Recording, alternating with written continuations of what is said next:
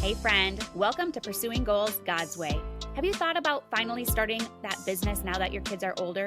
Do you ever stay awake wondering how to mesh your passions into purposeful work? Do you have big, ambitious goals but feel overwhelmed or even unqualified to pursue them? Hey, I'm Gabe. Not too long ago, I longed for the confidence to start an online business. I just wanted to make a difference outside my home bubble using my gifts. But I kept telling myself that I wasn't good enough. I didn't know enough, and I didn't have enough time. Until I realized something huge. My kids need me to be their example, and they need to see me win. And yours do too. In this podcast, you will learn how to clarify your goals, plan with purpose, and ditch your distractions. If you're ready to make an impact and an income, all for the glory of God, then you're in the right place. As an avid runner, I believe life is one massive marathon. It's up to you to run your own race and to finish it well. So lace up those running shoes, pop in your earbuds, and let's do this thing. Hey, friend. Welcome to Pursuing Goals God's Way. I am glad you decided to hang out with us today. And I just wanted to take a minute to say thank you. Thank you for tuning in, for being willing to grow yourself, to being excited for goals, to being excited to figure out how to let God lead in every area of your life, to be excited about business strategy if you are in the online space. I'm just glad that and thankful that I get to serve you in this way. And today is going to be a shorty, but a goodie, because it comes from a question one of my students had in a coaching session recently. And she had asked for tips for finding time for having personal time with God in busy seasons, because she's in a season where she's struggling to find the time right now.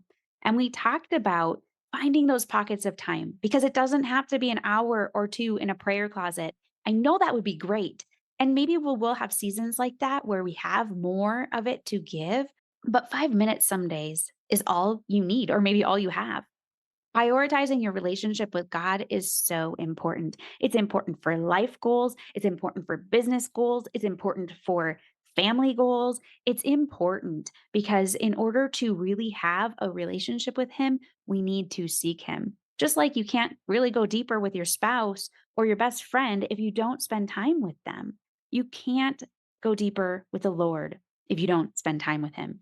He is our number one priority, even in busy seasons.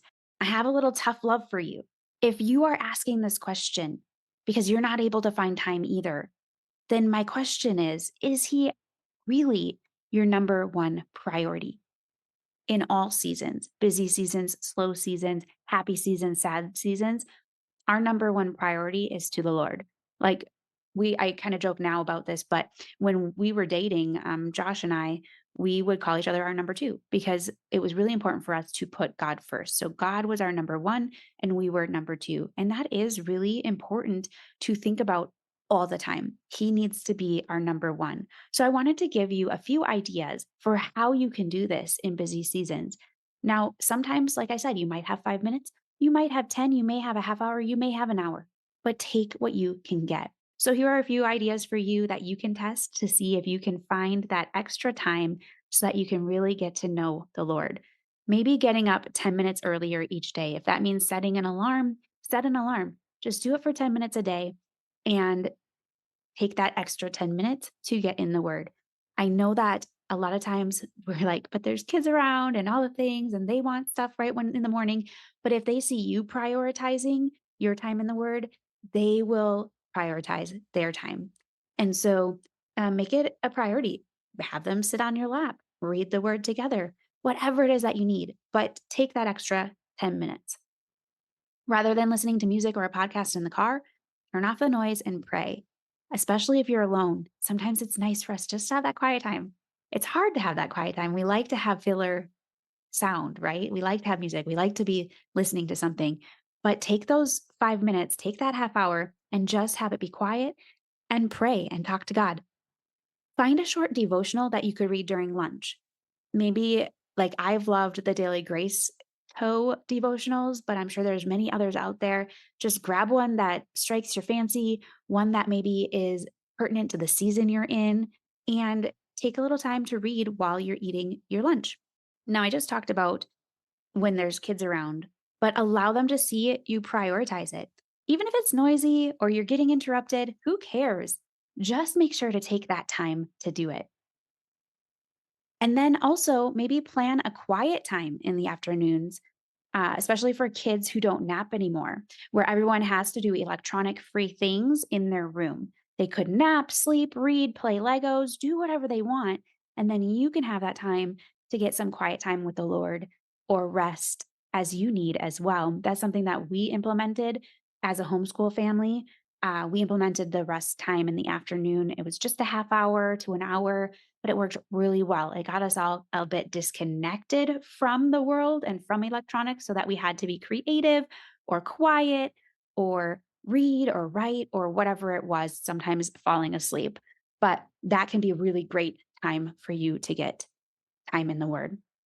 So hopefully some of these things, some of these tips can help you as you decide how to make it work. But I do want to encourage you, make the time for it. It's always worth it in all seasons. Making God our number one priority and everyone else number two is going to be important for our personal growth, for our spiritual growth, for our goals, for our business, for everything.